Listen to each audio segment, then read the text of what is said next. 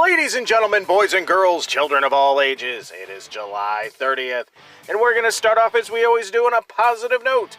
That's right, these are your pro wrestling birthdays. 1961, the luchador known as El Brazo.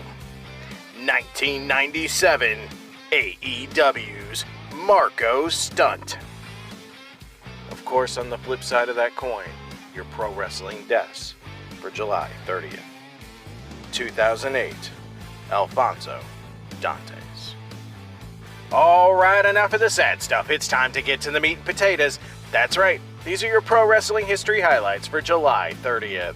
Taking a trip in the Wayback Machine to 1960, Gory Guerrero, father of Eddie, Hector, Mondo, and Chavo Classic, defeats Rey Mendoza for the EMLL-based NWA World Light Heavyweight title in Mexico City, Mexico.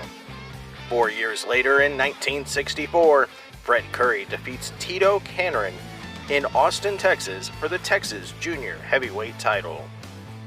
Jump into 1977, Gorilla Monsoon defeats Hartford Love for the WWC North American Heavyweight title in San Juan, Puerto Rico. Grabbing my boombox and going to the 80s, 1985. At a WWF television taping in Poughkeepsie, New York, Randy Savage squashes Jim Young with a flying elbow smash, then announces who he has selected as his manager, ending weeks of speculation that Bobby Heenan, Mr. Fuji, Jimmy Hart, Johnny Valentine, or Freddie Blassie would be selected.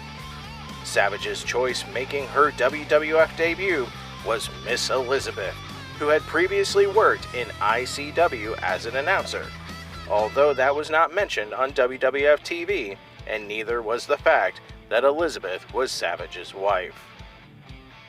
Sticking in 1985, Stan Hansen defeats Giant Baba to win the Pacific Wrestling Federation World Heavyweight title in Fukuoka, Japan.